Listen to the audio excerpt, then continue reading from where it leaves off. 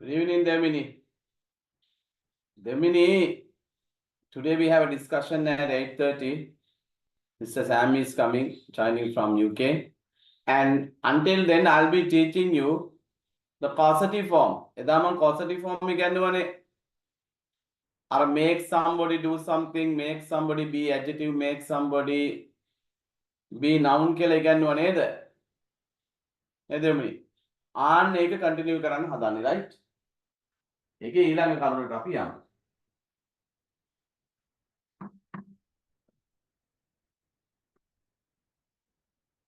Okay.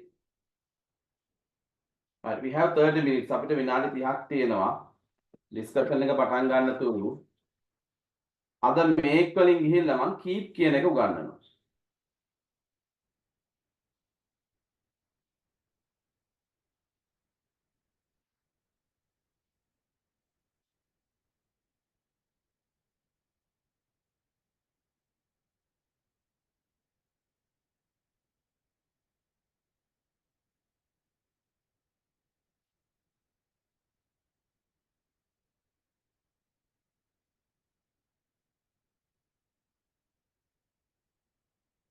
හරි. අභිමානී මම එදා පොසිටිව් ෆෝම්ස් ඉගෙනුවා. ඒ සෙන්ටෙන්ස් පැටර්න්ස් වලටම යමු.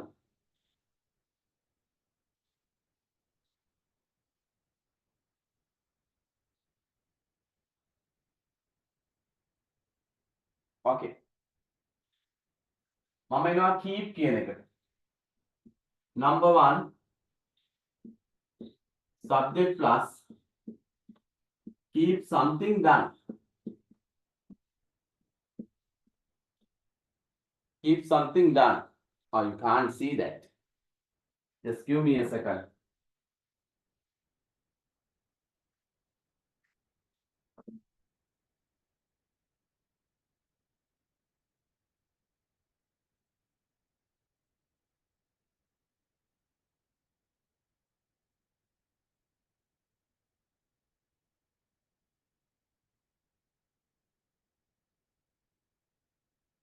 Okay.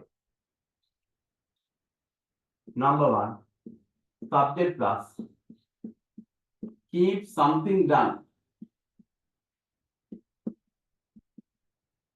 Done means past participle. Okay. Then I can say keep my bicycle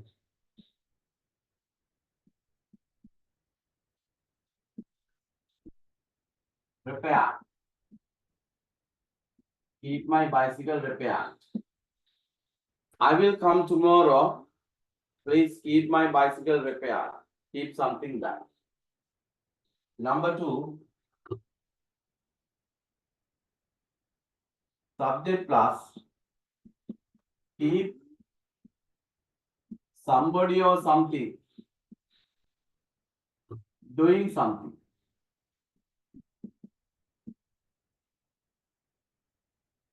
You can say, I kept the computer working. I kept the computer working. I kept the computer working. So these are the two main forms where you can use keep. In addition to this, you can use if you need, which is similar to this form also, subject plus keep somebody or something plus adjective. You can say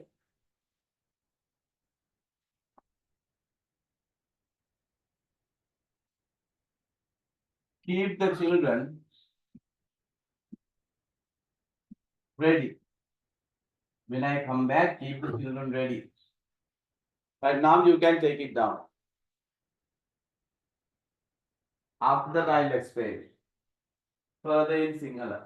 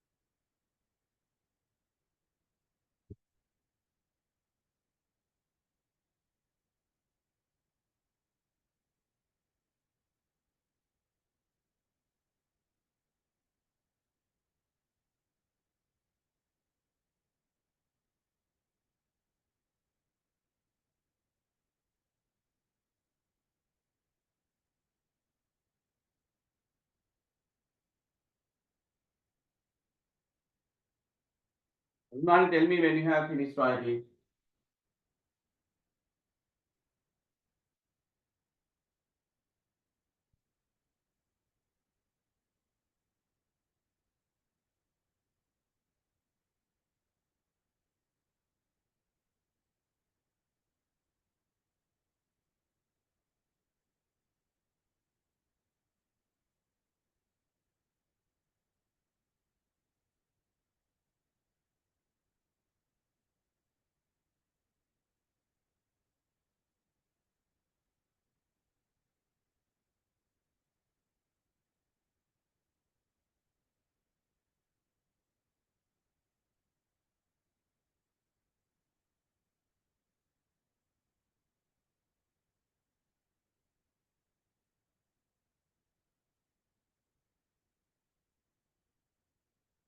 Usman, have you finished writing?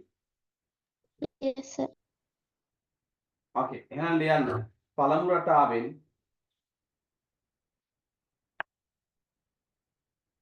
රටාවෙන්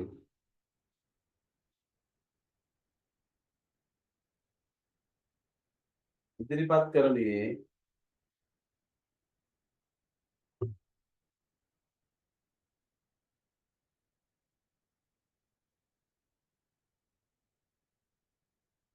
යමක් කරලා තියෙනවා.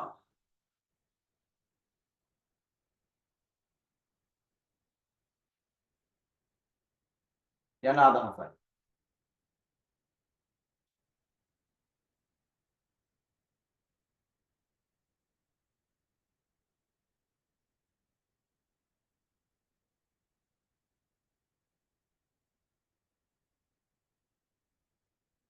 එනම් ක්‍රියාපදෙහි අතීත කෘදන්තය භාවිත කළ යුතුයි.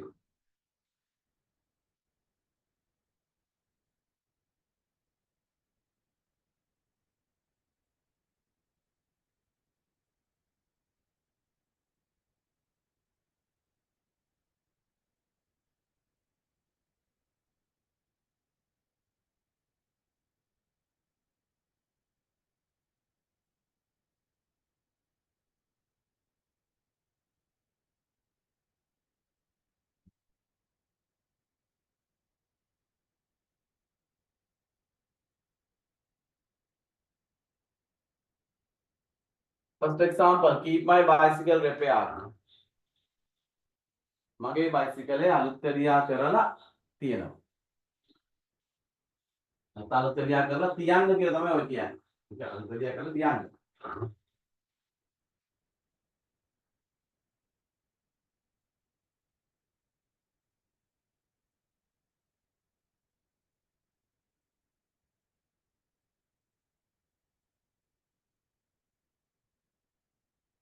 අපි කියනෝනේ මම හිතුව දෙයට එන්නම් නේද? මගේ බයිසිකල් එක අලුත්කරියා කරලා තියන්න. Keep my bicycle repaired.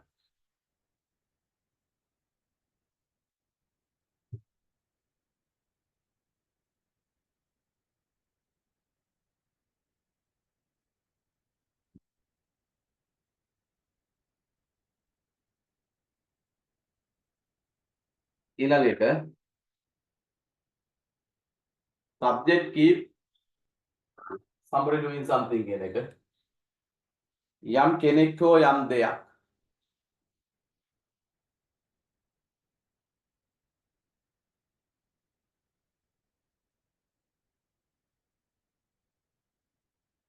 කිසියම් ක්‍රියාවක්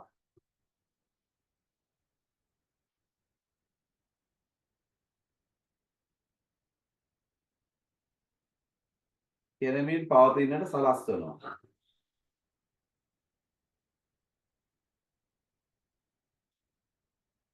කෙරෙමින් පවතිනට සලස්වනවා.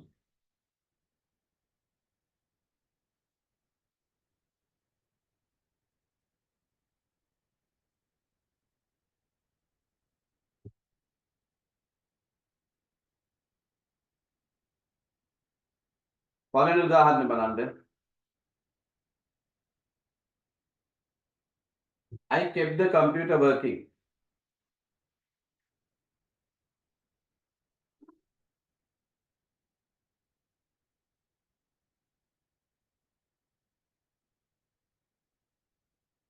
මම පරිගණකය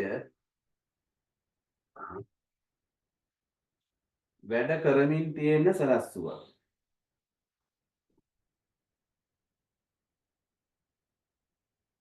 මම පරිගණකය වැඩ කරමින් තියෙන සැලැස්සුව.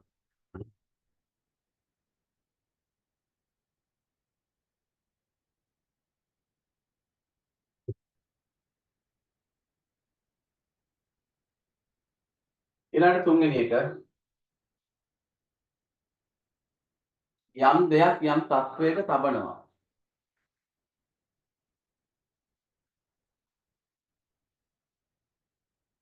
ඒ පොසිෂන් එකේ තියෙන දේවල් ගන්නවා ඒකේ කියන්නේ.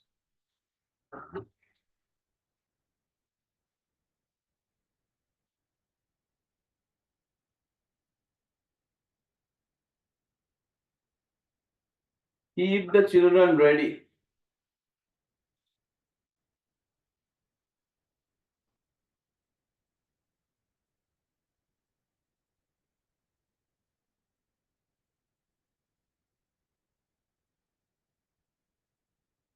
ළමයි ලෑස්ති කරලා තබන්න. සූදානම් කරලා තබන්න.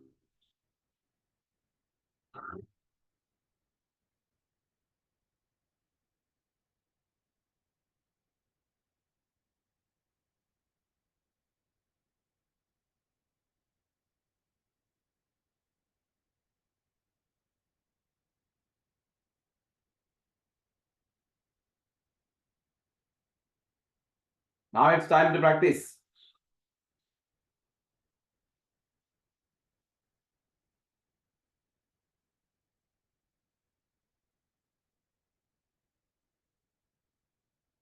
ලියමු.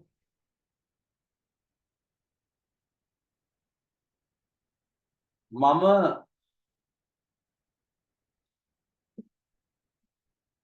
කොට උදේ එනවා.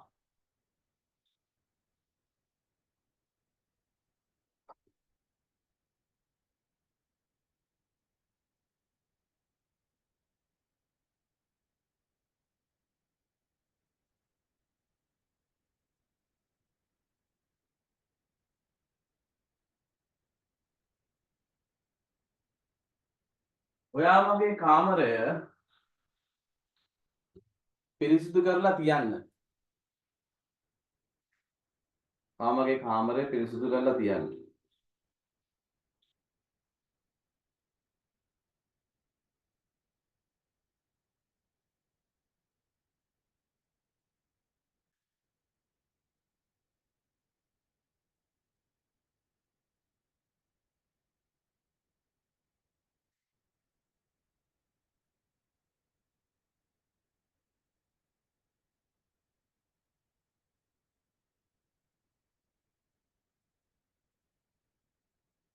Next one. ඔහු දොර විවෘත කරලා තැබුවා.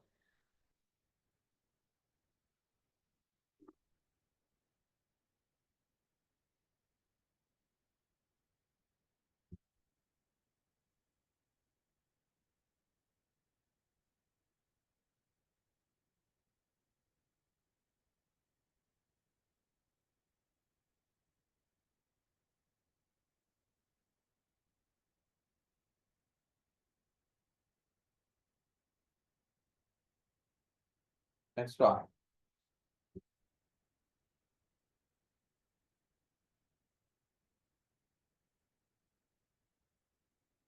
අපි බල්ලව කූඩු ඇතුළෙම තැබුවා.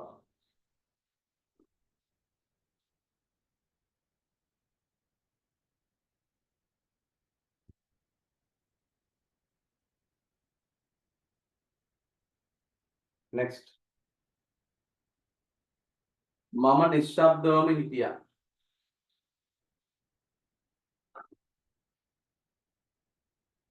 මම නිශ්ශබ්දවම හිටියා.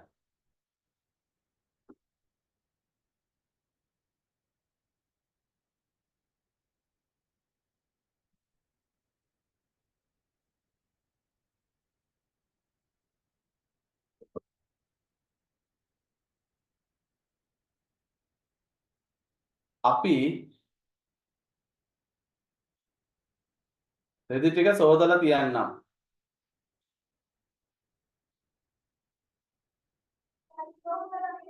අපි රෙදි ටික සෝදලා තියන්නම්.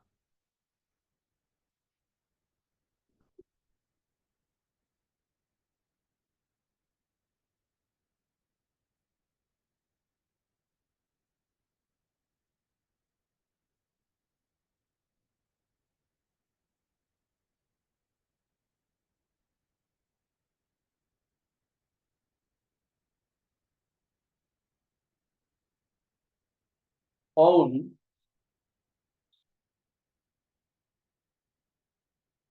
කාර් වල අකුළු දාලා තිබුණේ නැහැ. ඒ කියන්නේ කාර් අත ලොක් කරලා තිබුණේ නැහැ. ලොක් කරලා තිබුණේ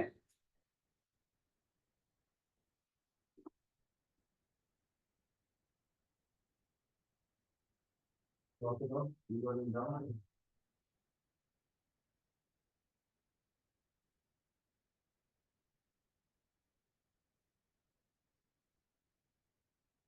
Next one.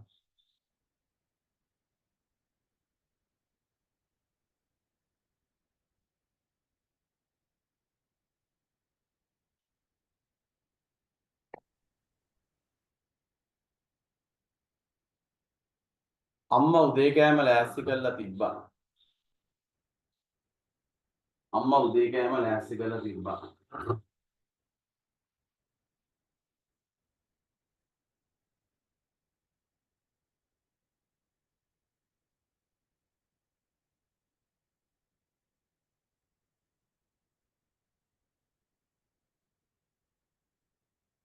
Next one. කොහොමාව රස්තියාදු කළා.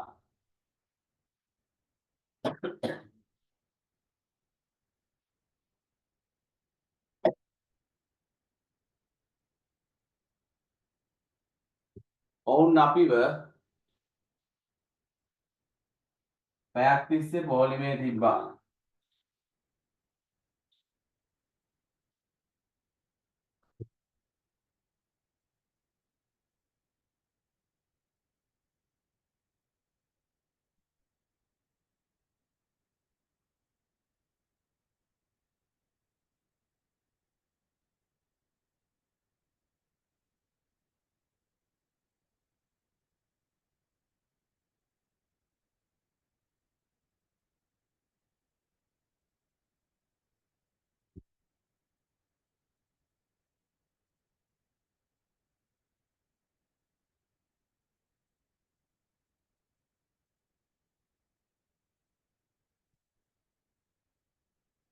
මම දුරකථනය නිහඬ කරලා තියන්නම්.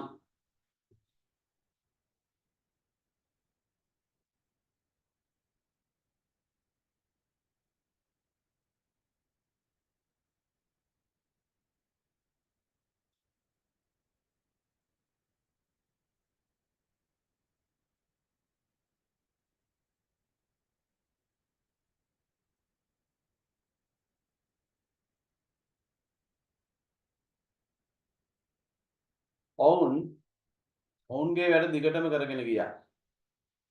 ඔවුන්ගේ වැඩ දිගටම කරගෙන ගියා.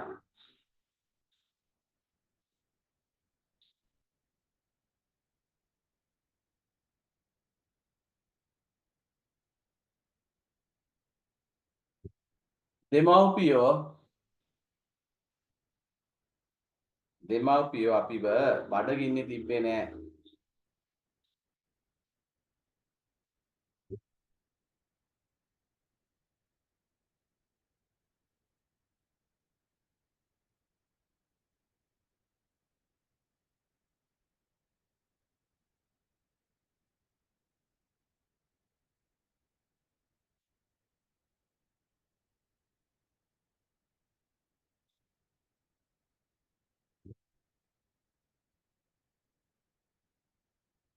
ඔවුන් අපිව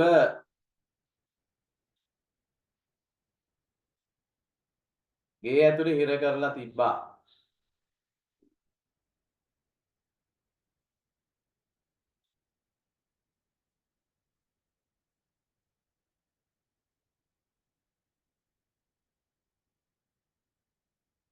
Next. ඔබ නැවුම්ව තබා ගන්න.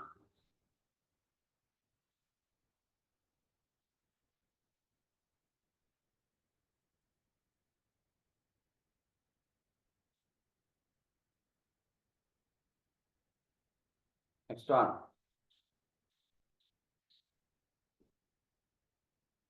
කරුණාකර මාව යාවත් කාලීන කරලා තියන්න. ඒ කියන්නේ මාව අප්ඩේට් කරලා තියන්න කියන එක.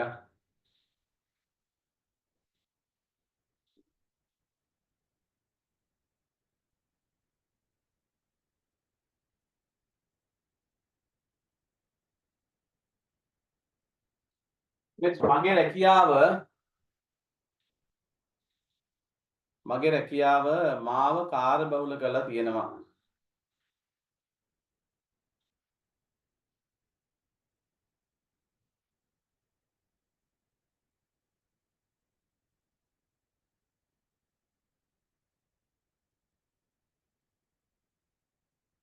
අපි එම වාතාවරණය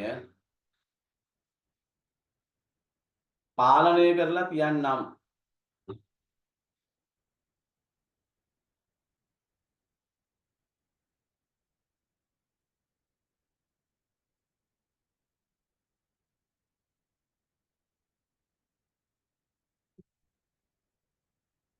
next මං ඔයාව සතුටින් තියන්නම්.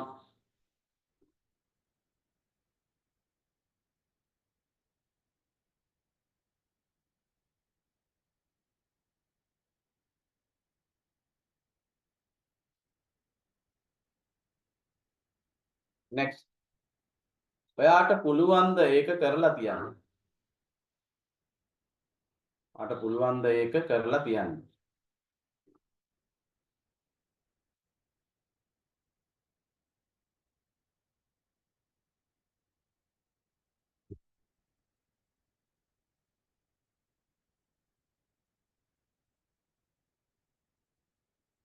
විදුහල්පතිතුමා සිසුන්ව දනගස්වල තිබ්බා.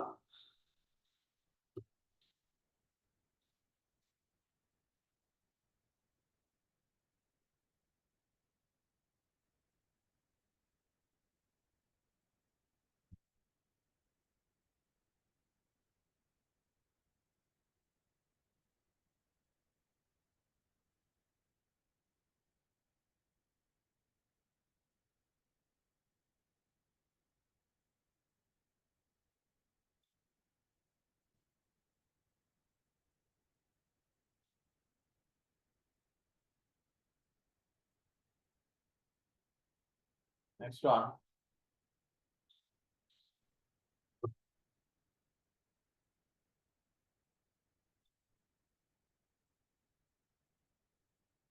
ඔවුන්ව අවුවේ තියන්න එපා. right. Write it. And now while writing that, you get prepared for the discussion. Niluka, Mr. Sam is coming today. And I told you that you can ask any questions from him about their language, right? About how they speak English there in their country and the education system and also customs. Maybe you can ask questions about English grammar, collocation, idioms, and so on. I'll also be asking questions. Today, he's not going to practice English conversation with you, but as a guest, as an advisor of the Excellence English School, he's going to answer questions asked by us. Right, Niluka, do you have any questions to ask him?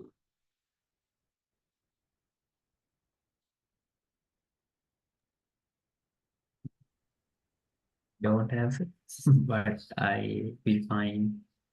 Okay. Okay, the thing is that when he is online, my students are supposed to switch on their videos. I keep their mics off, but keep your videos on. Even though you speak or not, it's all right. Because you have to show that you are interested in that. He may not ask questions from you, but I will ask questions. If he needs to talk something, I will ask questions from the people that I know. Right, we got 5 minutes more. You ask questions if you have.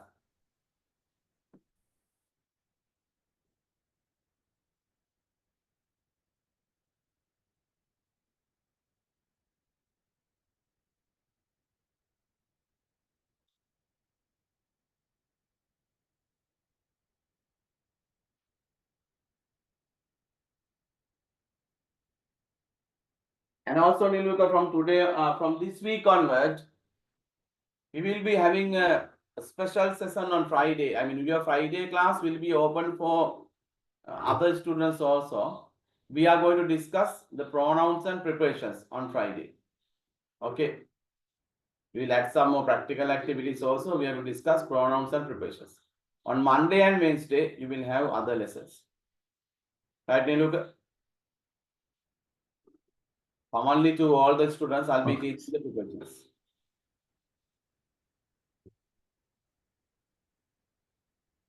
Sir, can you explain about the midterm? Sorry? You have told that today we have the midterm test. Midterm test. I'm sorry. I was supposed to cancel it. Because Mr. Sam is coming. Maybe we can have it on Friday, right? I almost forgot that too.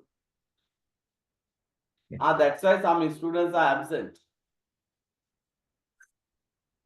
Today, I'm not going to give you a midterm test. I'm not going to conduct that.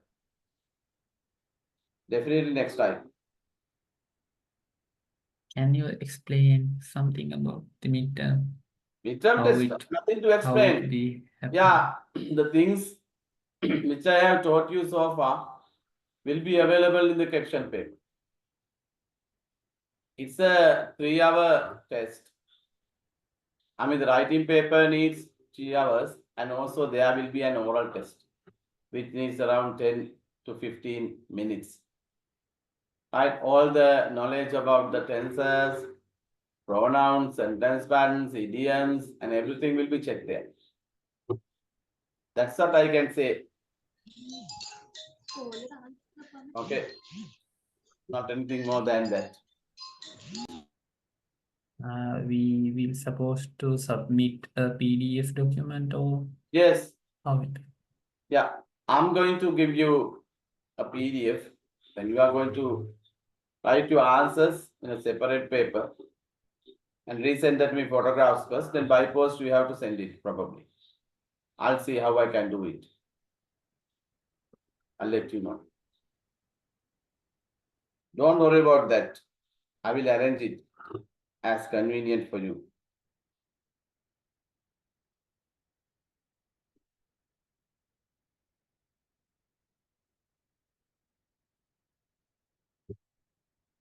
Got 3 minutes more to the program.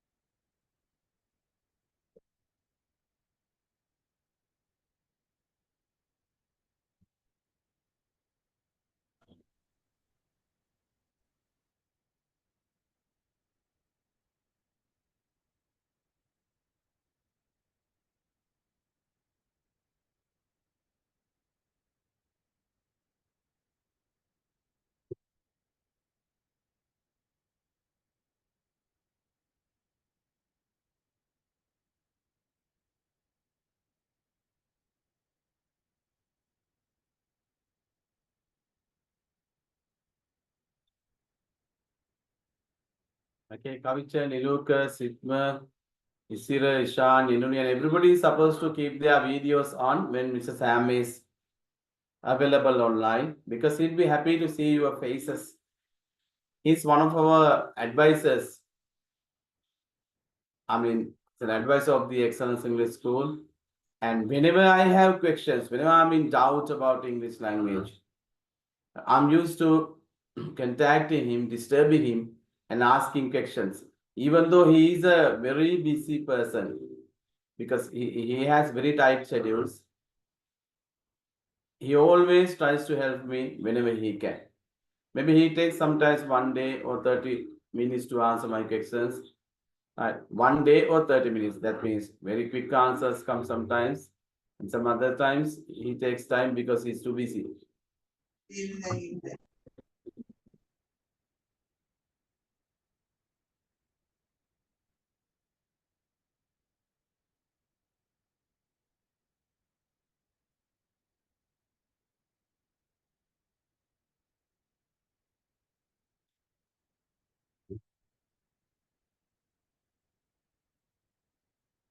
I'll check my WhatsApp to see if he's joining now.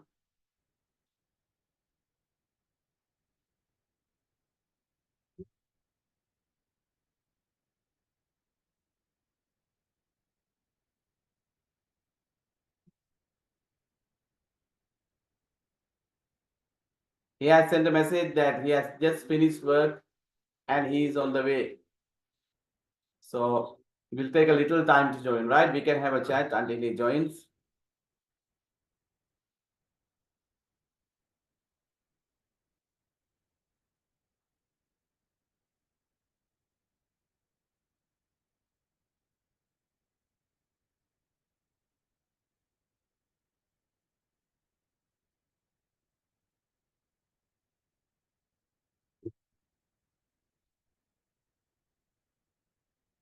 Until he joins, I will have a little chat with you. Come on, everyone. Tashini, do you have any questions to ask from Mr. Sam today? How can I help you with that questions? Tashini, are you there? No, sir. Problems? You have no questions to ask about the language, about the education system, at least about how they get married, at what age are they allowed to get married, even you don't have that kind of questions. Generally, what type of questions do you have to ask?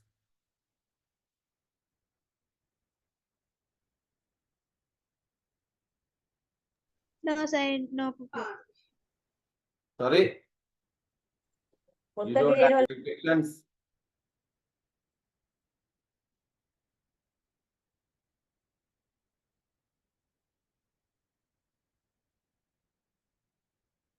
Now, Metuka, what are the questions you are going to ask him?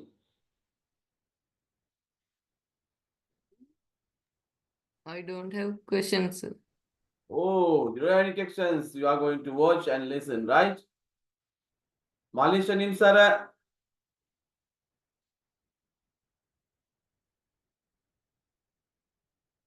Malisha Nimsara, do you have any questions? Malisha, do I know you? No, sir. Malisha, I can't remember your name.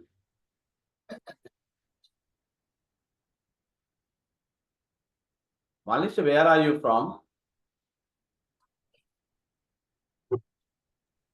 Mahavel. Mahavel. Ah, the new boy. Yes, yes. Yeah. Of the Excellence University. I see. So, Devin Pravishka, are you going to ask any questions? No, sir. Well, until he joins, I am going to ask questions from you. You answer me. First one, Metuka.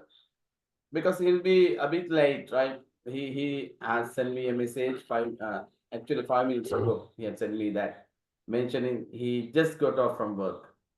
He's a very busy person, but I really appreciate his dedication in giving me a time slot to discuss the matters with you. And Metuka, the question is over to you. You tell me about the pre-education in Sri Lanka, not free education, but pre-education, preschool education in Sri Lanka. What do you know about the preschool education? Normally, pre-education is given to the students in age 5, and they don't have any hard works in our Hard country. work. You better say hard work. Hard work in our country, they have to develop their creativity in preschool, and Creativity. Yeah, what kind of creativity do you develop? Can you remember what you did in your preschool time? drawing, dancing, creating new innovations I like hope that. you enjoyed everything.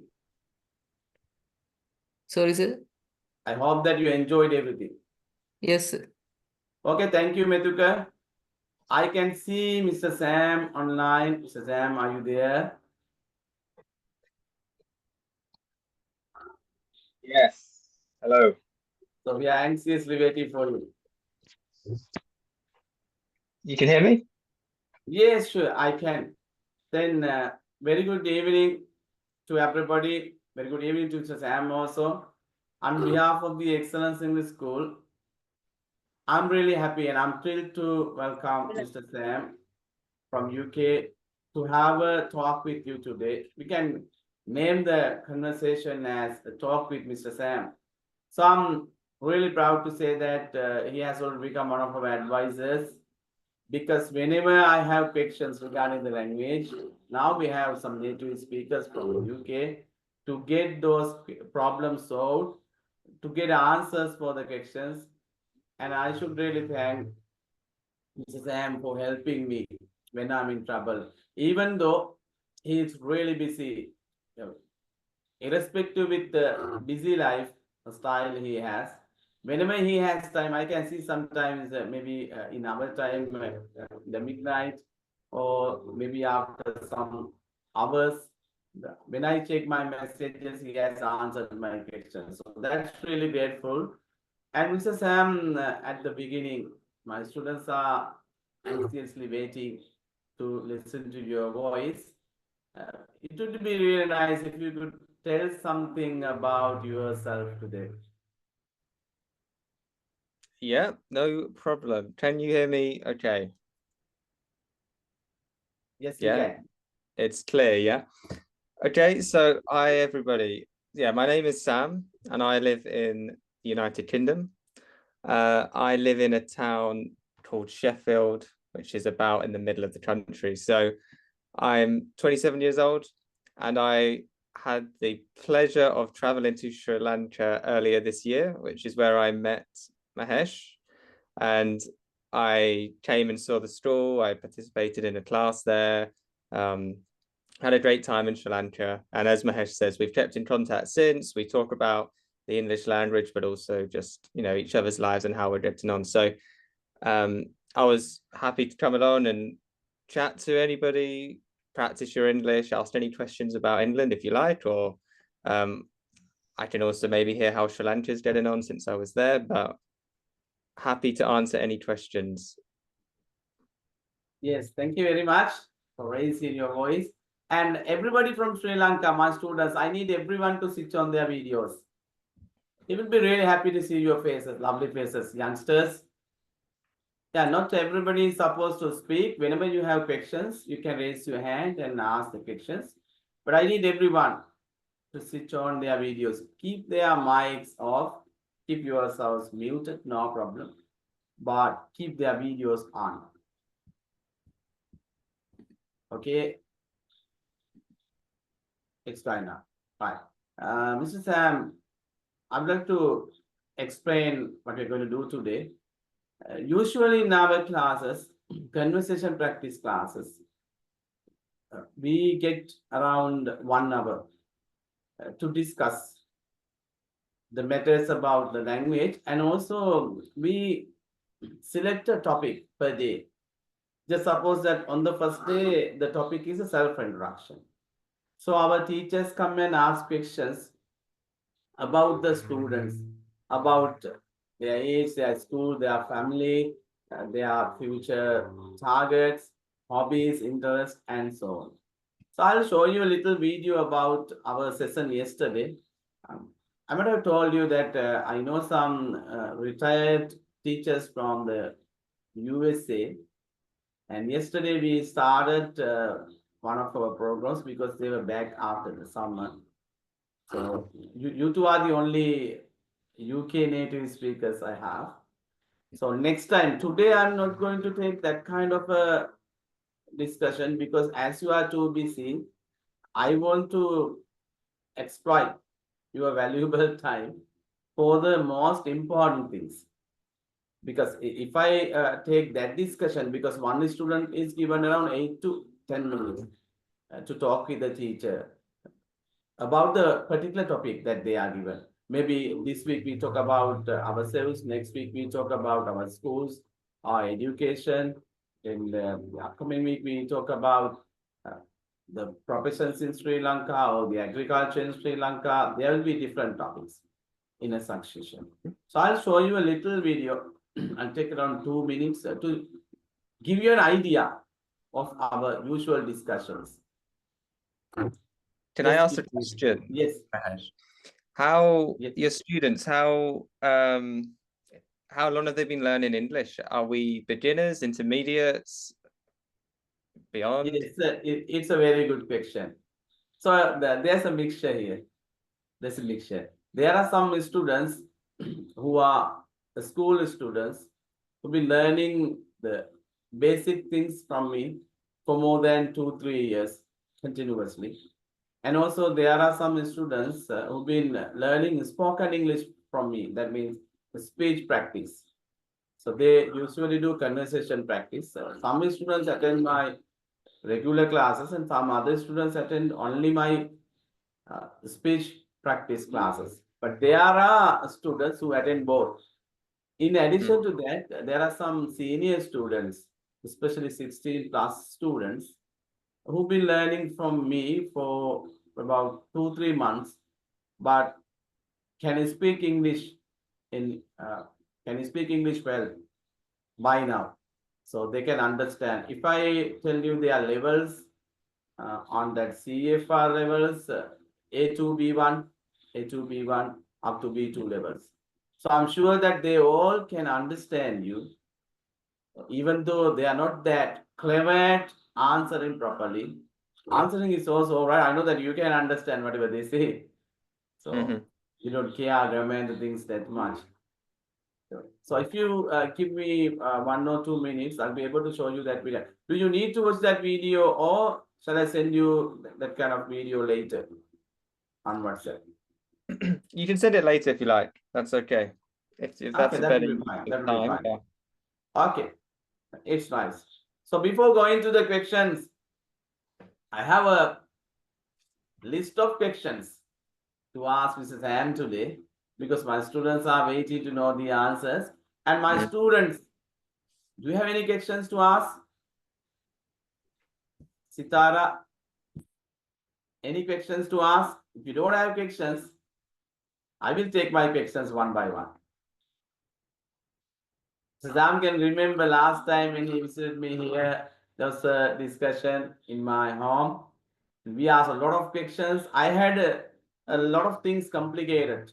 I was in doubt, in suspense about certain things. I got them cleared, got them all cleared, having had the discussion with him.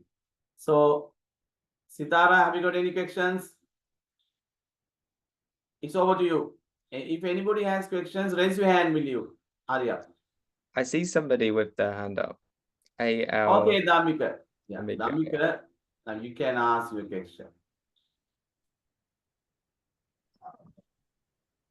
How is language of English teach in your country? That's my question.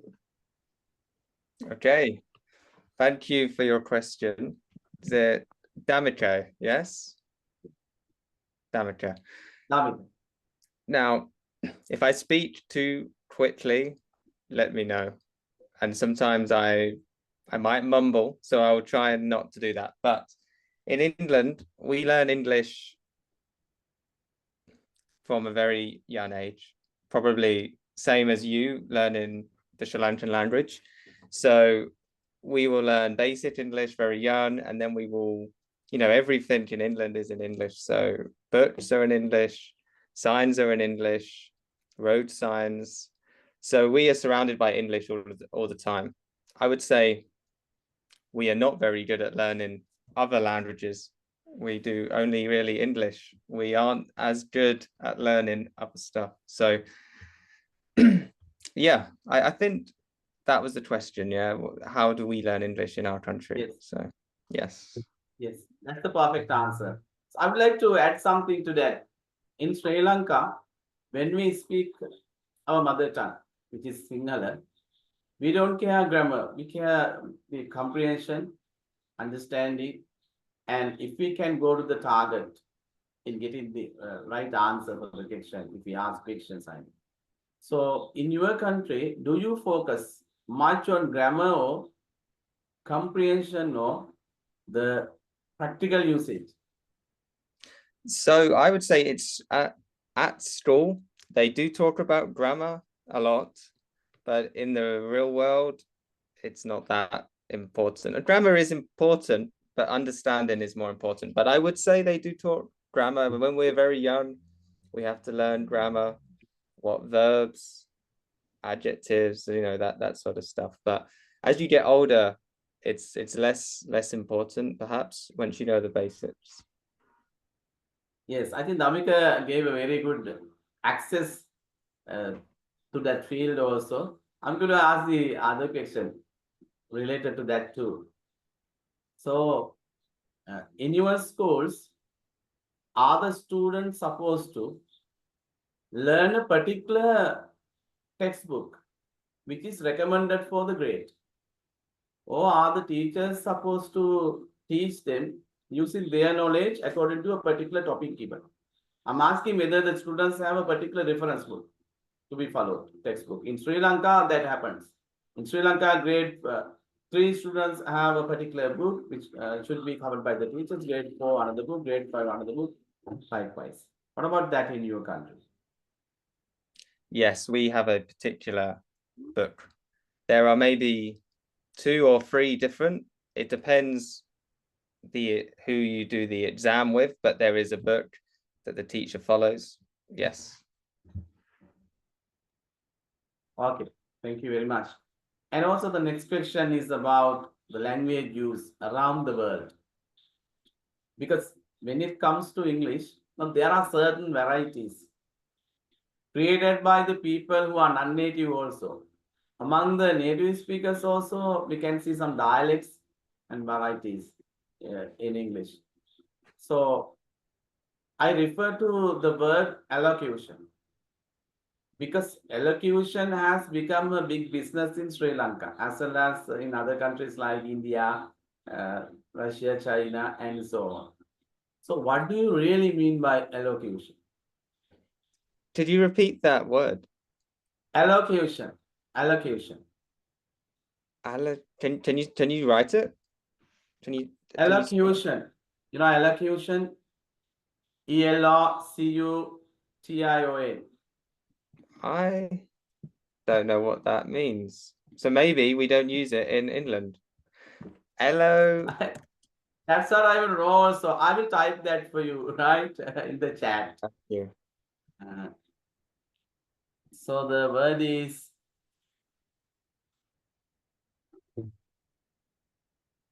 elocution. Oh, I don't. This may be. I don't know that word. That's not good. You see, is it so something we have to concern. So regarding the real pronunciation, according to the dictionary. Yes. So what that tells you is it's not a word we use every day.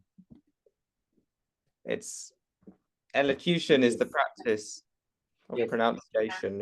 Yes. Can you hear me? So that's what Yes. the dictionary says. So as I have referred to that, my understanding is here in other countries, elocution means to speak English naturally as a native speaker does. But what is practiced here in Sri Lanka is that actually it's done by some of the NGOs, and there are teachers island-wide. Especially they select one teacher from a town to represent that group. And what they do is that they select some poems or some other recitation lessons and the things. So they ask the students to stress the words or speak the words or pronounce the words as they are used by or spoken by the native speakers. They say that this word is pronounced by the native speakers in this way. For example, man, woman, but they say woman. Woman. I don't know whether that is used in your country even. Woman. They say woman. Yes. Let's think about the word vehicle. in Sri Lanka, in Sri Lankan English, it is vehicle. It's pronounced even on news. It's pronounced as vehicle. In your country, I think it's vehicle. Am I correct? Vehicle. Yeah. Vehicle. Vehicle. Yes, you're correct. Yes. In New Zealand, they pronounce that as vehicle. And in the US, they pronounce that as vehicle. So I'm actually in trouble and it's confusing me because I know that it's a kind of business done by those people, teachers and the organization. But what they say is that there's something called elocution in the language, which is usually tested and practiced. Tested means by the UK schools, they say that when you want to migrate to UK, those elocution parts are checked. And if they are given some tests, if they qualify, so they will get marks. So that's what the people say here, especially those teachers. But what I believe is that they ask the students to cram those poems and repeat them. As the native speakers do it. Later on, there were criticisms over that. And what they have started now is that they have started giving them some papers. You know, if elocution means to speak in the native way, that sounds, natural. That sounds natural. That's done by the native speakers. So why do you use the papers? So for my students, actually, they need to have a clear understanding about this. So that's really interesting. You see, everybody, Mr. Sam told that he didn't even know that word. So that's something It's a you have very to think formal of. word. It's not a word that we would use day to day, elocution.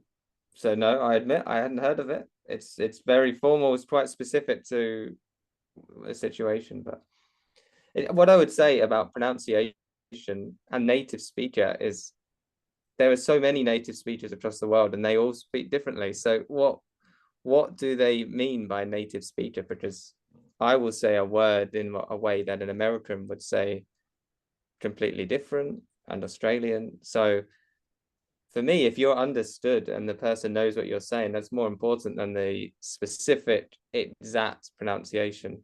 My opinion, I don't know if you agree, Mahesh, you probably want them to have the pronunciation as well, but understanding and being understood, I would argue, is most important. Yes, thank you very much. So in modern English, what we say is that if the listener can understand what the speaker says, that's good enough. So that's what we call comprehension, right? You can understand the person. So if you try to copy the accents and pronunciation, it will be really hard for you to practice the language, learn the language. You know, I usually have programs with different countries, especially some non-native speakers. If the matter is English, usually they have different accents. So they call me that I have a beautiful Sri Lankan accent because everything is with stuff. Usually they can understand me. That's the most important thing. So if we press the students to follow an accent at the very beginning, as a teacher who's been teaching it for more than 25 years now, what I can say is that the students will not try to learn it properly because it's over. It's adding some extra burden over the student. So keep the students pressed. That is the problem. Thank you very much for your answer. I think the students, it's clear to you. So Damika, do you have any other questions? And the others?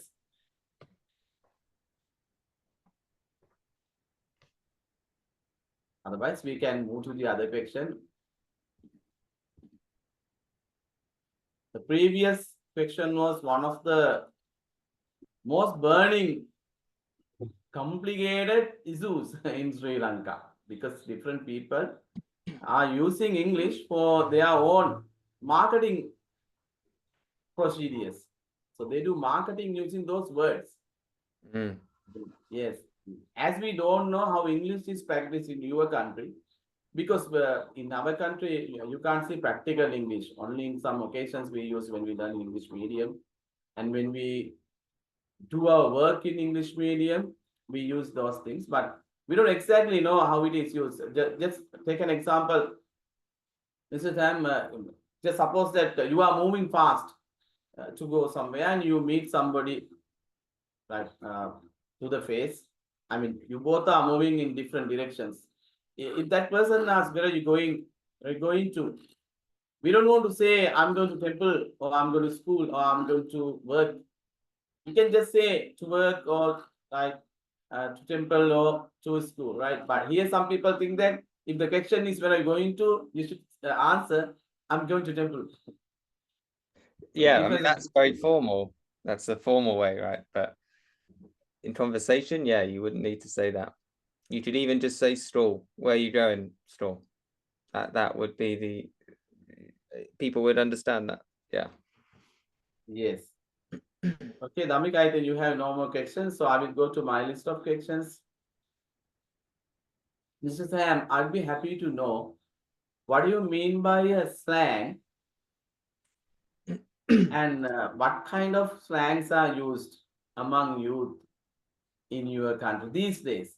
Because slangs even get old-fashioned after some days, as I'm aware. Because among the younger generation, they use different types of slangs. So slangs are restricted or limited to a particular society also, as I'm aware. So there is one word called jargon and another word called slang. I think they are two different things. Am I correct? Yes, I can explain. So slang is very informal words that are used, younger generation, but or everyone really, but probably older people will have different slang to younger people. I can't keep up with the new slang. I'm already too old, but there are words like I don't even know what they mean, but demure and brat, and there's all new words coming in, and they are just they're not made up words. Well, they kind of are. They're words that have formed to have meanings. They may not be in the dictionary, but they have a common understood meaning by a particular group of people. Jargon is typically quite technical language that only a specific group of people would understand. For example, engineers, let's say, or computer programmers, so people who write applications on program, they may tell you how they do their job, and they may use lots of technical language. They may use words that nobody understands unless you are that type of person, and you would say they have just spoken jargon at you. They have not made it easy to understand. So that's jargon. They are in the dictionary. They're very technical words. Not many people know what they mean. Slang are not in the dictionary, but a specific group of people have a shared understanding of what they mean. Does that help? Yes, thank you. It was really helpful. And also, I'd be happy to know if we take the word fix. I can fix my computer, my car is broken, I had to fix it, get it fixed. So does it belong to slangs or jargons or any other section else? To fix is quite a common word. So I'd say that's just a verb, a normal verb. So I fix a car, I fix the door. I wouldn't say that is slang or jargon. But if maybe say I was repairing it, I was fixing the car, and then I went into detail about all the parts of the car, and I said about all the different tools I was going to use, that would become jargon because the average person would not know what I was talking about. But everybody knows what I mean when I say I'm going to fix my car. That's understood. That's probably where I draw the line. Yes.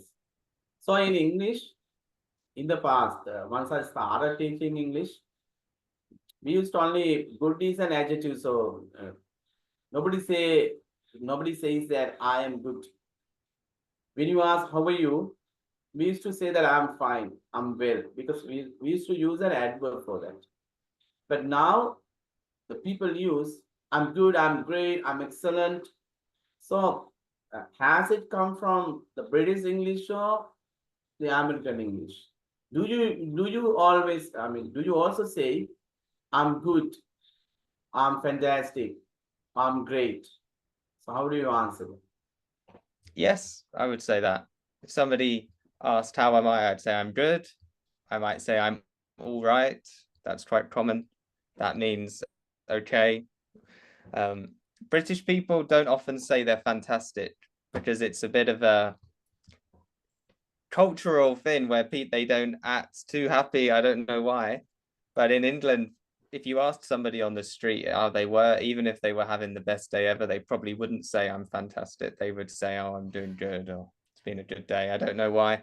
Americans are typically more expressive and more emotive.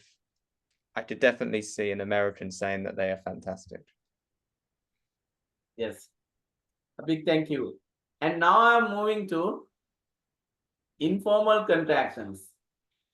In the US now, instead of you all, they say y'all.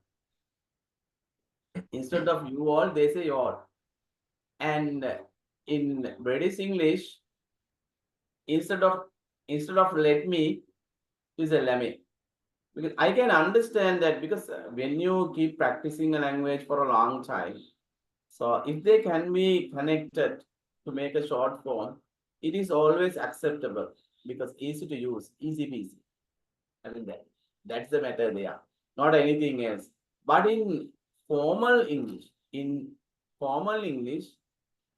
I think that you don't use those informal contractions, just like leme, dano, and the things, because I have seen in formal English, if it is written in an official letter, they mention we do not agree to that. They never say we don't. That's how I have learned that. And also, WhatsApp is something which is used among youngsters and friends, I think, in informal language. When it comes to formal language, we say, how are you doing? So, answer everything, or something like that. So, I'll be happy to know something about the informal contractions, like have to, has become have to. And I need to talk to you, I need to talk to you. So I'm gonna say that, going to. Yeah. I'll be happy to know, my students will be happy to know something about the informal contractions you are using at the moment, currently. Yes, you are right.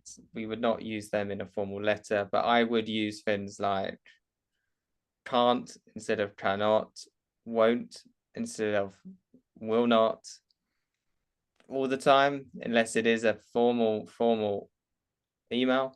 I would say you're right. Give me that, or let's go. Even that is like let us go is being let's go.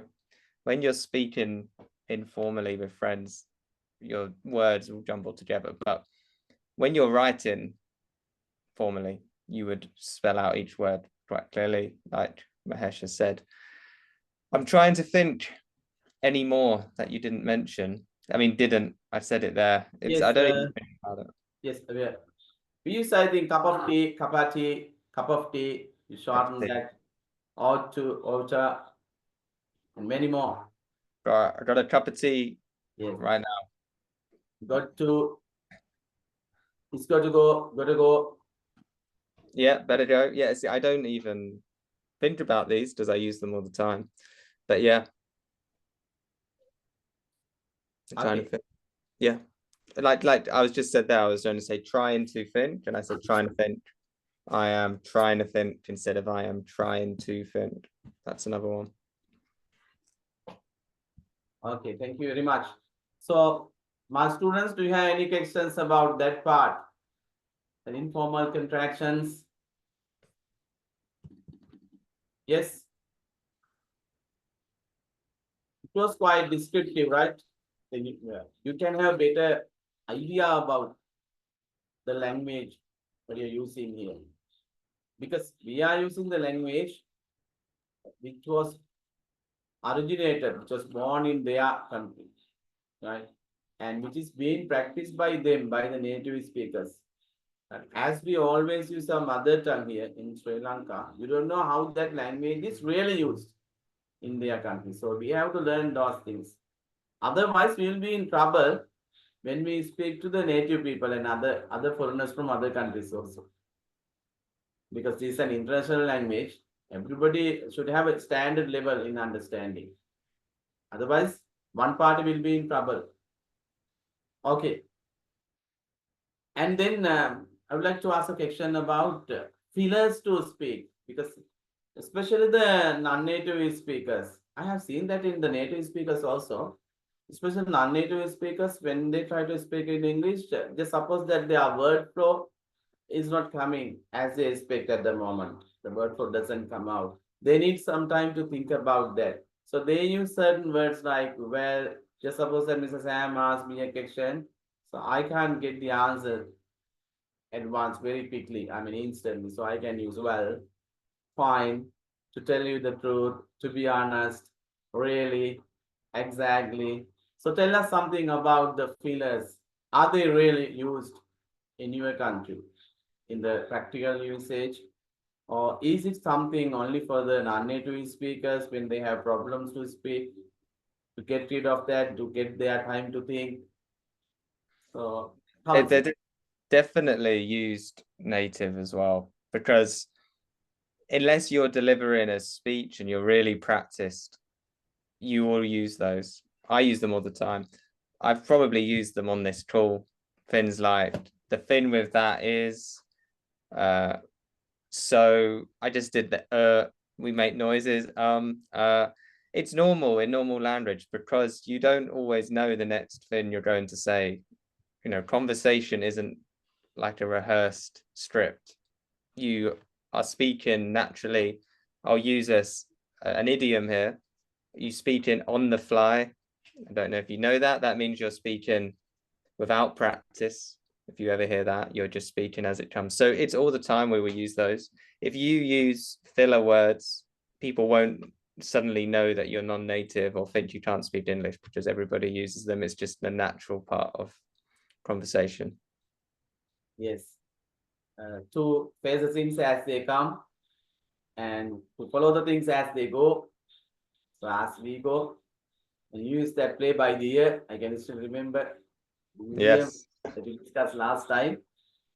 And also next, this question is also giving me trouble, because many people in Sri Lanka and also in India, I've heard even the teachers of English, they use, you like it, no, it is good, no, it's bad, no, instead of the tag question tag.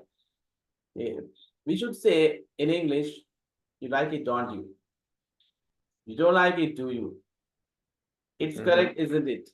It's not correct, is it? So do you ever use, you like it, no, he hasn't come, no, or he has come, no, or he goes to school, no, it's correct, no, or the question tag is. I would say he's done to school, right? I would use the word right at Yes, the end. right. Yeah, okay and right also, right? I'm sorry to disturb. Okay, some people use okay also in the language said that. Native speakers use Yeah. right or okay. I would say right more. He's done to school, right? You okay, right? Did you eat your dinner, right? Oh no, you ate your dinner, right? I would say that. Yeah, that's. I don't think I'd say okay, but some people might. All right. So, do the other people use, you like it, don't you? Do they use it? Or is it only a formal form?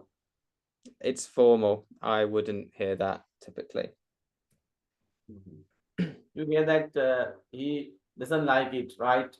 He likes it, right? Yes. Okay, that's the most common usage. Mm-hmm. Thank you very much. So we are getting a lot of answers for the questions we have, because we've been in doubt for a long time before asking those things from you. And next thing, this question is regarding the word power, vocabulary. So in Sri Lanka, teachers ask the students from the beginning, suppose that they are 5 years old, and they ask the students to cram the order of the letters and practice something called dictation. They never explain how the words are created. I mean, the sounds of the words, the order, how they come. There are certain patterns we have to study. Those things are not taught by the teachers. Instead, they ask the students to cram the letter order and repeat the words when they come next week. Most of the students have got the language boring because of that. Because they don't like to cram that even for us. Even it's not easy to cram for the others. Just suppose, Mr. Sam, I give you 7 telephone numbers with 7 names, and I ask you to cram them. I learned by heart. I repeat everything by heart next time. Right? Is it possible? So how is it practiced in your country? I mean dictation. This is a tough one because we learn English very differently. So it's something we probably don't think about because we have done it from a very young age. So can you give me an example of a word that you would be trying to dictate? Yeah. Just And suppose how you that would learn it now? vocabulary. Just suppose that vocabulary. So students are supposed to cram VOCABULARY.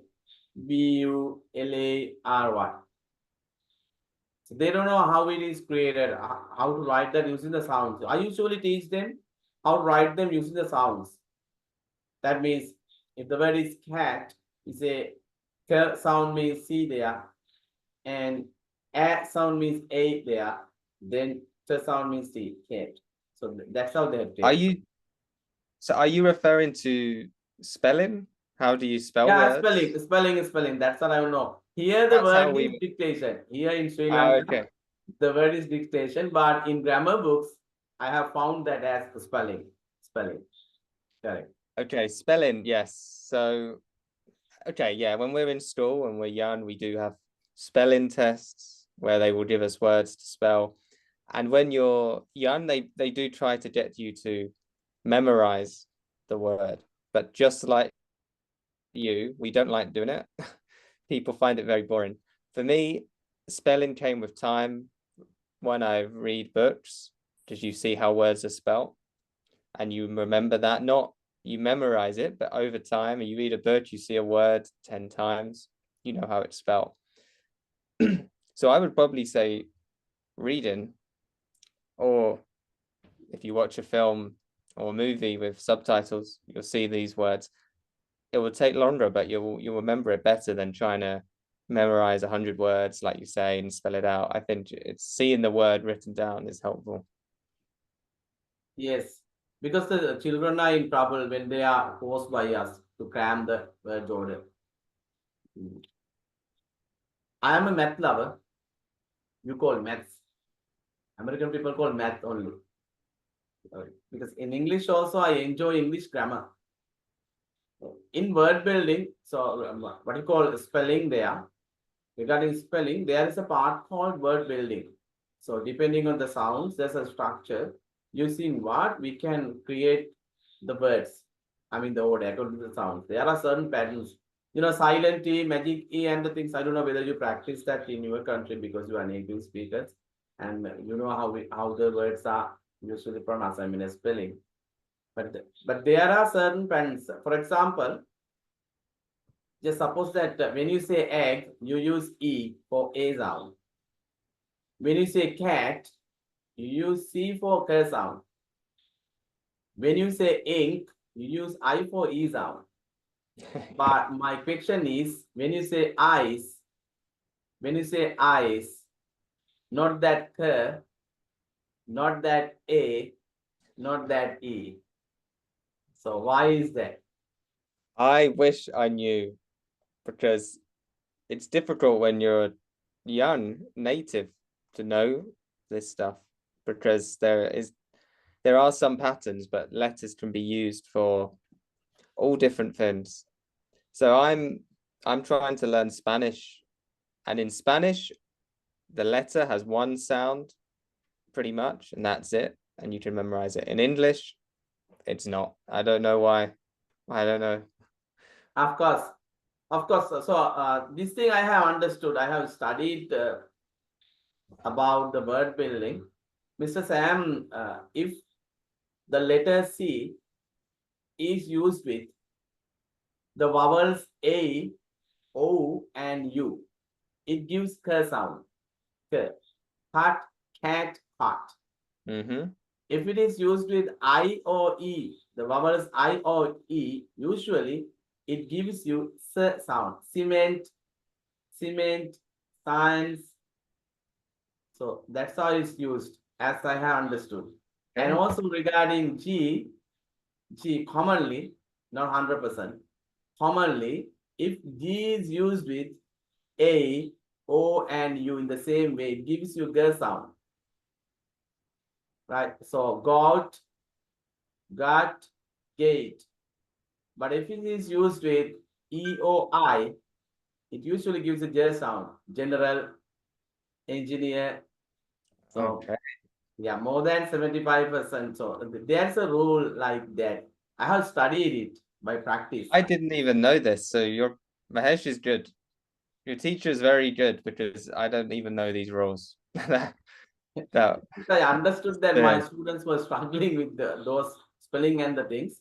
But in the language, I studied them. When we study, we can understand how those things have been formed. And regarding ice also, when we hear the name of a vowel, I is a name, E is a sound. So the name of the vowel, usually it gives a silent E at the end. That's why we say is means E is silent. We use I, the name of the vowel, and as it is used with E, it gives a sound, not a sound. That's why the word ice comes. That's very useful. Those rules. Thank you very much. So my students, for a change, now you can ask a question. It will be interesting if you can come out with a question. Generally, Metuka, Damika asked a question. He has already asked. Tashini, there are many more. Ranisha, Abhiman, Niluka. Arya, will you switch on your videos, everyone? Yenuli, Ishan, switch on your videos. Do you have any questions? You know, Mr. Sam is really tired now. He should be worn out. Totally worn out when it comes to the evening. I also feel the same. It is All late. we have to say, Mr. in Sam, that's life. That's life. You work hard. It is late in Sri Lanka, right? I'm It's sorry. late. The time is late in Sri Lanka, right? That yes, this time. The time. What time is it in Sri Lanka right now? Yeah, it's a 9:15. Oh, it's late. Late. But as we are a tropical country, we have the warmth throughout the day. So it's not a problem for us. But for you, I think it gets hard when it comes to the. Yeah, I'm wearing the hoodie, the jacket, because it's got very cold. Yes. And it will be dark soon. Yes, I understand. Our So, summer. did you feel the same in Nuwara, Sri Lanka, once you were in here? Were in Nuwara, Sri Lanka, did you feel the same? I mean, the cold. I'm asking whether your country is colder than that. You get It minus is. also.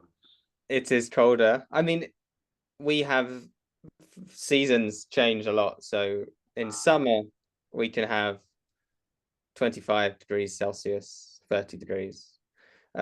In winter, it can be 0. And I don't think Nuwara Elia would ever reach 0. I think Nuwara Elia was 15. I think never. Yes, because we have never seen snow. Never seen hails. Only very rarely we find some ice cubes and these hails. But the temperature is between 5 to 15, 20 maybe. They have fog because of the mountains, but we have never seen snow, only through videos. We have snow maybe a few times a year in December or January or February. Right now we are in autumn. So Yes. it's around 10 degrees at the moment. Okay, and Niluka, 10 degrees. Yeah, just like in your area. So do you use heaters in your houses? Yes, but it's expensive. So we have you seen one of these before? No, Do you we know haven't. what this is? No? No, we haven't. It's Is it called, something like a thermal flask or something like that? It's Usually the called- thermal flask have that kind of covers. it's a hot water bottle, we call it. Hot water bottle. So it's made of rubber and you boil a kettle. Do you have a kettle in Sri Lanka? Or Yes, we do. We use. yes. So you boil the water, you put it in here, and then it's quite hot. So then you can sit with it. You put it on your leg or against your chest, and it keeps you warm because that is cheap. We have heating in the house. We have things called radiators. You know, a radiator. I'll show you Radiators. that white thing there. Yes. So we can click a button and they will warm up the house, but it will be very expensive. So it's just me at home. I just do this. So yeah. So regarding radiators, we have radiators only attached to our vehicles. Say that again. There was a motorbike outside. Radiators we have only attached to our vehicles. We call vehicles. Oh yeah. Yeah. Yes. So Niluka, any questions? Niluka, I think you got a question. Others, if you have any questions, you can raise your hand. Please don't be shy and neither be afraid to talk. He is very friendly. And they can be straightforward questions. Very, you Yes. know, doesn't have to be complicated. Of course. Niluka, do you have any questions? Yes, when I was compared the spoken style of Sir and Mr. Sam, Yes. there was a little different. Yeah. Not a little difference, when- big difference. Yeah, there was a big difference. Usually, when we watched a cricket match between Sri Lanka versus England, we can see the same thing while the two captains were talking. So, can I know how how that you learn the spoken style? You mean Mr. Okay. Sam? Yes. How you Yeah. got used to speaking in that way? Yeah, Speaking in an informal way or I think he refers to the No. accent, intonation, and so okay. on. Yeah. Also, while we are talking, we are getting some sort of speed, but Mr. Sam's talk in English, very calm, slow, Yes. like that. Mhm. Yes. You mean I speak louder than he does? Yeah. Yeah. Yeah. So- because it's our culture, because of our Sinhala language. Maybe Yeah. there's a connection with your climate also. When it is cold, especially in winter, I don't think that you can open up your mouth and shout. So in terms of the speed, I am trying to speak slowly so that you can understand me. But if I'm speaking to my friends, I will speak faster. And sometimes my accent can become a bit of a blur. It all mumbles together. Even people in England sometimes say that. I'm from the southeast of England, near London, and that's the accent you will be able to hear from me. And typically, we will speak very quickly, and words will blend in. So I'm trying to not do that today. So that's why I might sound like I'm speaking slowly, but that's that. Your first question of how did I get speaking like this? Well, I would ask how, when you speak in your mother tongue, it probably comes very naturally, and you've probably learnt that from your parents, from friends, from teachers, and now you speak. So for me, that's just over my life. When I was very young, I was speaking like my mom, like my dad, like my teachers. So I've picked it up across different people, and that's how I've ended up now. hopefully that helps. Okay, that's a good answer. And also the next question is about your climate and the usage of vocabulary. Because here in Sri Lanka, usually concern morning means from 12 midnight to 12 noon the other day. And afternoon means from 12 noon to 6 evening. So evening refers to the time period between 6 to 12 midnight. Because we live in a warm country, we have a tropical climate. I think in the UK, you sometimes call evening when it is around 3, 4, if it is cold and dark. I'll be happy to know how it works, how it's used. Yes. So there is not a formal definition of what is afternoon and evening. Morning is definitely before 12. Before midday, everything before that is morning. That is for sure. Afternoon, for me, I would say it is afternoon until 5. 5 onwards is evening, but other people may call it differently. It's not an exact thing, but you're right. In winter, so we're talking December and January, it will be dark at 3:30 in the afternoon, and it will be cold, and you will look outside and it will be like midnight outside. So some people will definitely refer to that as the evening. It depends.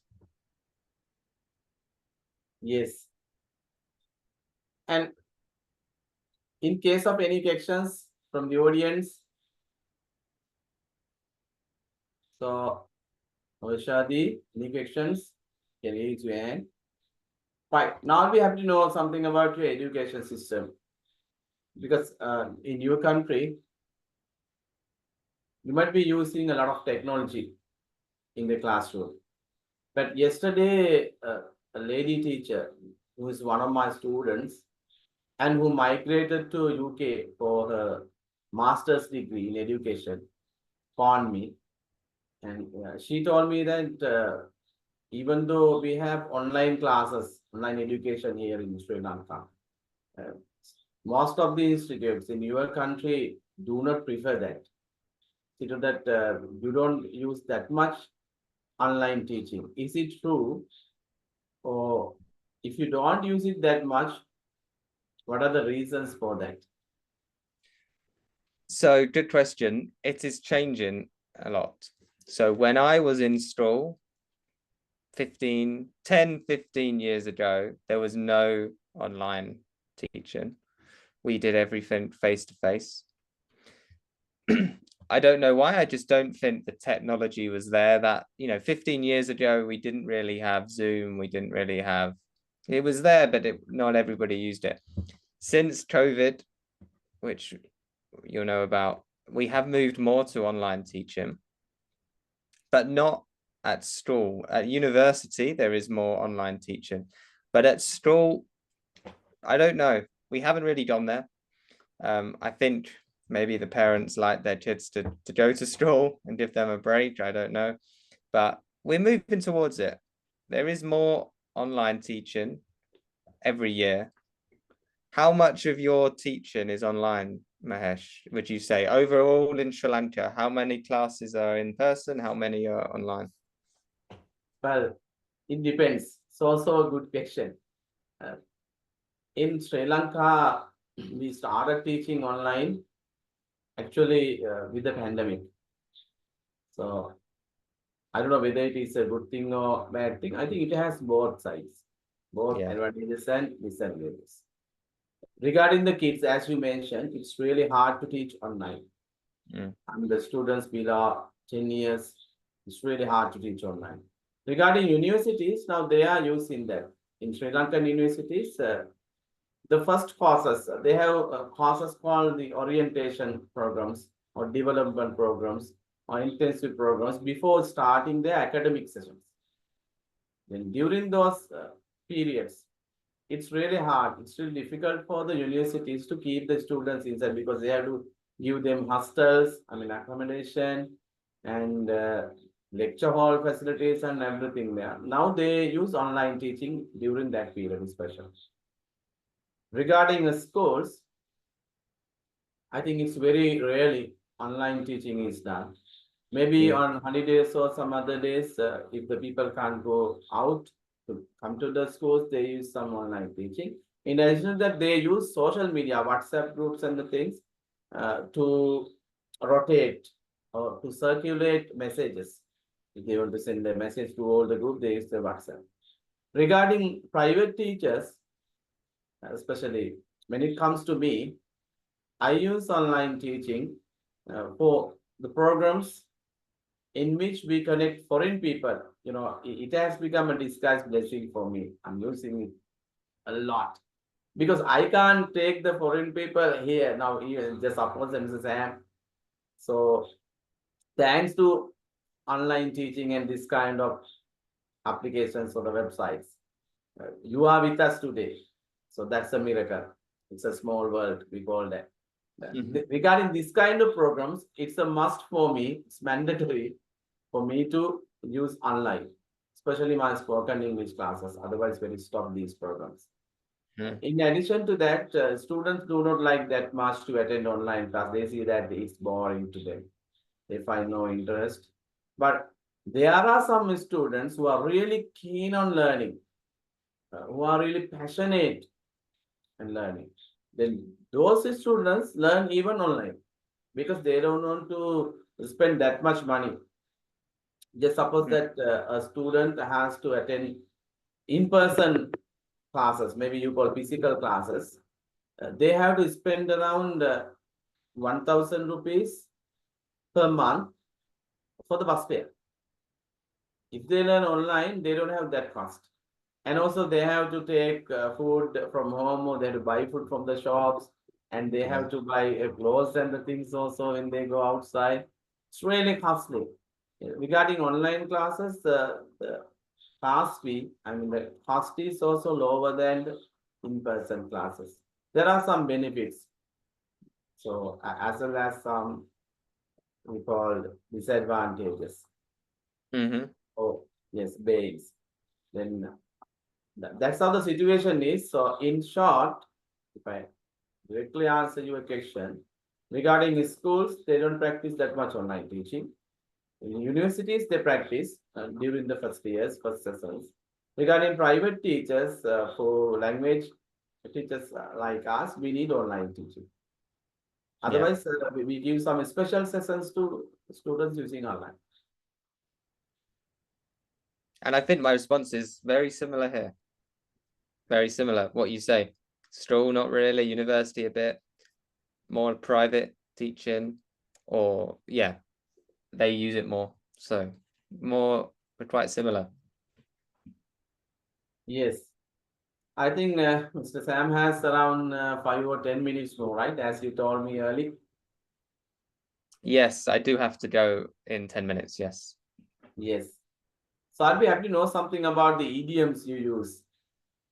Something like a walk in the park, a piece of cake, something easy as ABCs. So when you go to say that something is very simple, you know, there are certain idioms learned by us here in Sri Lanka as non-native speakers, which are not used in your country even. So my question is that why do we practice those things? So we got a certain subculture. We say that because we are an island, completely surrounded by the ocean. So we have an island concept. There are certain things practiced which are practiced only here in Sri Lanka. Last time I can remember you told that raining cats and dogs. You don't use it that much. Not really. I know what it means, but not. That's maybe a bit older. You mean something old-fashioned? Yes, a little bit. By rain cats and dogs, you mean it's raining very heavy? Is that what you mean? Yes, raining very heavily. It's a downpour. Yes. It's pouring. You say, do you rather say it's pouring? It's pouring. Yeah. It's chucking it down is probably what I would say. That's quite a British one. chucking, to chuck Chucking. means to Chuck. throw. It's like an Oh, yes, informal chuck. to Yes. throw. So chucking it down is somebody's throwing all this water down. That's how heavy the rain is. We would say that. And there's some other ones I could use, but they're probably not So appropriate. what about the informal idioms like answer a call of nature? I don't use that one too much. Yes. What do you see Use that? instead. What do you mean by call of nature? Yeah, answer a call of nature. It's used by the Americans to say that you want to go to the washroom. Oh, okay. Okay, yes. So we would say go to the loo. Yes, We yes, use yes, the yes, word loo is an informal word for toilet. yes. Yeah, that's probably, again, there's other words that we may use in informal settings. Maybe not. Yes. Informal Not when sentences. they learn them. Go to the loo, Oh. pop to the loo. Yeah. Do you ever use when the pigs fly? When the pigs fly, When pigs fly, yeah, that Yes. means never. something never happens. Yes. Okay, You may sir. use, have you heard judge a book by its cover? Do you know that one? If I was to judge a book by its cover, do you know what that means? Do you use that? It means you judge somebody without knowing them. Like you pick up a book Yes. and you look at the cover and you say, this doesn't look very good, and you put it down. So if you are judging people, you're judging a book by its cover. Or what if I said I was under the weather? Under the weather, yes. That means you are sick. Yes, I'm Yes. sick. So Or those idioms are used by you. yeah, or I might say the car costs an arm and a leg. Yes, arm and a leg. Okay. That is very expensive. Very expensive. Yeah, Yes. it will cost an arm Yeah. and a leg. Mhm. Yes. Okay. So hit the jackpot, hit the sack. You ever use hit the sack, hit the jackpot? Hit the sack means to sleep.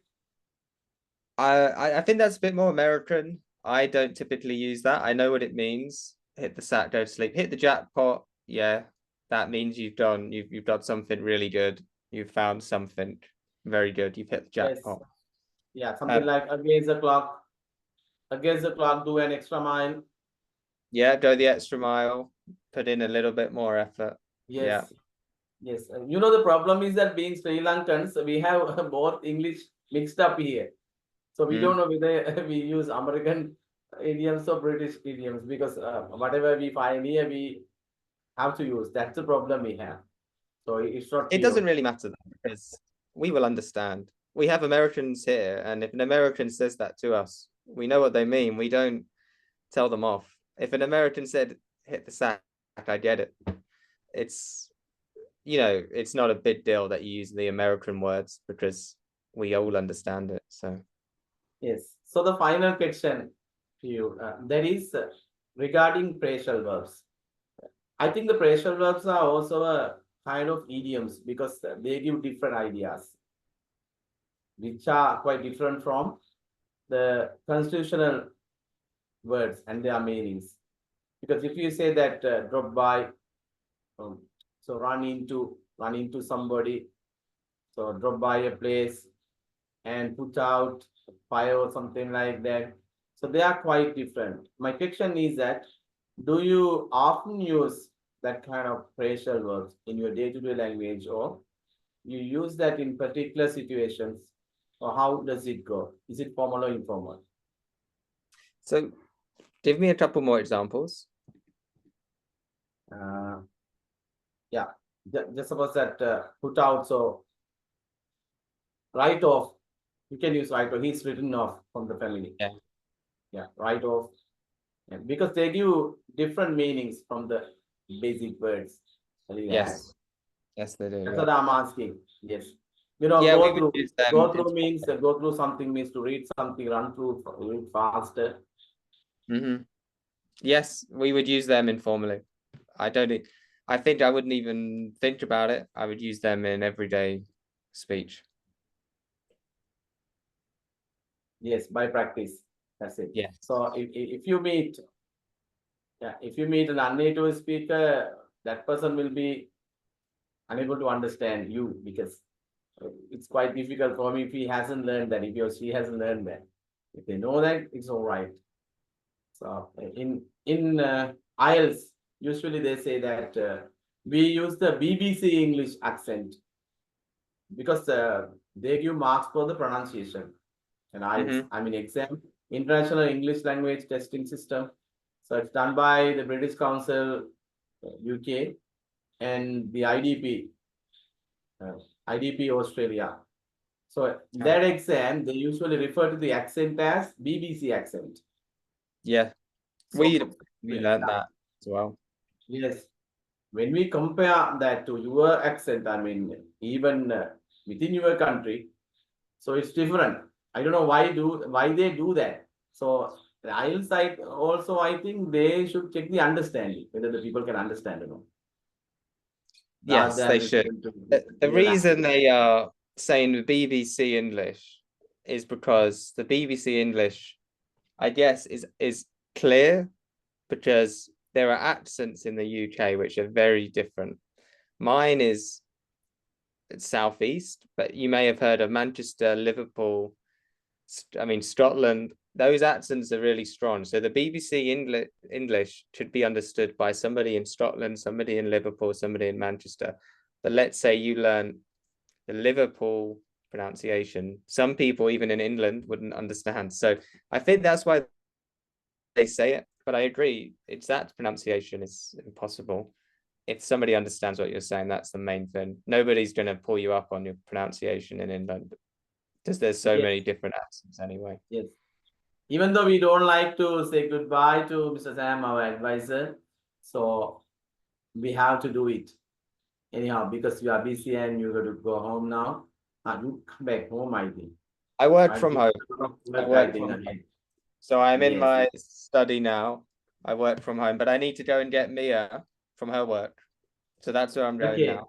Okay, so on behalf of the Excellence English School, I should like to thank you immensely for taking a part in the meeting today and giving your valuable time with a lot of knowledge and the application, especially English in UK, how it's used. So thank you very much for joining today. Again, a big thank you. Hope to see you and hope to catch you soon once you are free.